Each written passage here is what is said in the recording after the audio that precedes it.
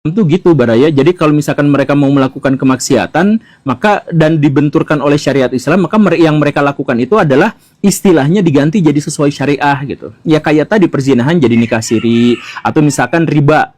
Riba gimana caranya supaya halal? Ya dirubah namanya jadi bagi hasil gitu. Padahal isinya mah sama persis. Baraya tanya kepada tukang bank manapun, itu sama persis, cuman biar sesuai syariah namanya diganti, istilahnya diganti jadi Arab itulah. Nah, mereka juga melakukan seperti itu. Dan bagaimana cara menghentikan kontraknya? Ya sudah, si laki-lakinya cukup ngomong talak. Nah, satu kata itu udah selesai. Jadi talak, ya udah selesai gitu. Begitu cara kerjanya. Ya, untungnya sekarang ya memang daerah situ tuh sudah mulai ditertibkan gitu ya. Dan sekarang kita punya gubernur yang relatif tegas dalam hal itu. Ya, prosesnya tentu saja masih panjang karena ini tuh berbentuk jaringan, dan jaringan ini tuh disucikan sama masyarakat Nusantara itu, khususnya kalau misalkan jaringan itu tuh menggunakan nama Habib.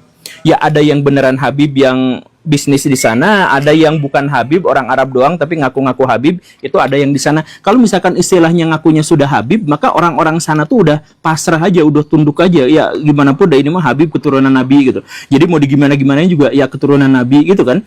Makanya ketika misalkan wilayah di puncak itu sekarang sudah sedikit demi sedikit digerus praktek-praktek seperti itu, mereka kemudian praktek semacam ini tuh menyebar ke seluruh wilayah Nusantara dengan praktek yang sama, pakai jaringan para habaib. Ini sekali lagi ya, kadang-kadang memang jaringan Habib beneran, kadang-kadang itu yang ngaku-ngaku sebagai Habib. Contohnya, di puncak menurun, tapi di Rembang sekarang istilah nikah kontrak itu semakin tinggi. Nah, sekarang di sana ada catatannya sampai ada 2.000-3.000 orang yang melakukan nikah siri di sana. Kenapa? Karena dipelopori oleh seorang Habib. Begitu. Jadi di mana-mana sekarang, ya karena apa? Ya karena Habib juga, kita mengenalnya lah, beberapa Habib-Habib di Indonesia itu menggunakan kesakralan dari diri dan klannya itu untuk mendapatkan harta kekayaan, untuk menipu orang lain, dan salah satunya adalah untuk bebas untuk melakukan aktivitas seksual.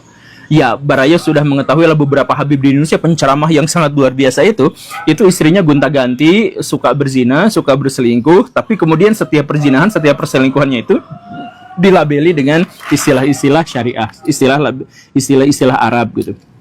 Bahkan katanya ada kabar bahwa bisnis prostitusi di wilayah-wilayah itu juga akhirnya masuk ke kantong para habaib itu untuk bikin pesantren. Itu isu ya, saya juga nggak bisa, karena ini datanya tidak diketahui, Baraya, tidak tercatat, tapi ada isu yang semacam itu dari saksi-saksi, dari korban-korban yang seperti itu. Saya tidak bisa mengkonfirmasinya, belum bisa mengklarifikasinya, tapi kalau misalkan ada di antara Baraya yang punya informasi tentang itu, saya harap Baraya bubuhkan di kolom komentar. Ini untuk apa? Bukan untuk menyudutkan salah satu pihak, bukan untuk menuding pihak yang lain, bukan, tetapi untuk memberikan kepada kita pelajaran bahwa kita itu bangsa Indonesia seharusnya merdeka, seharusnya berdaulat, tapi masalah mental-mental seperti itu kita tuh bahkan dijajah oleh orang-orang yang hanya mengaku sebagai orang sakral. Ya jangan seperti itu. Dan ini kan sebenarnya sudah prostitusi. Yang lebih penting daripada itu adalah jangan sampai melabeli hal-hal yang berhubungan dengan kemaksiatan, kejahatan, perselingkuhan, perzinahan dengan istilah-istilah Islam, istilah-istilah syariah. Mungkin mereka akan tenang karena mereka akhirnya bisa melakukan kemaksiatan dengan label Islami. Tetapi kan akhirnya Islamnya yang jadi jatuh gara-gara itu. Baraya yang katanya cinta Islam, Baraya yang katanya ngaku sayang sama Islam, yang akan Islam sampai mati dan sebagainya, tolong pikirkan ini. Sayangnya justru banyak yang malah menentang saya dan kemudian membela orang-orang seperti itu hanya gara-gara mereka itu gelarnya Habib atau gelarnya ulama atau kiai atau gus dan lain sebagainya. Terima kasih karena sudah menyimak. Silahkan buka mata, buka hati, dan buka data. Saya Guru Gembul. Assalamualaikum warahmatullahi wabarakatuh.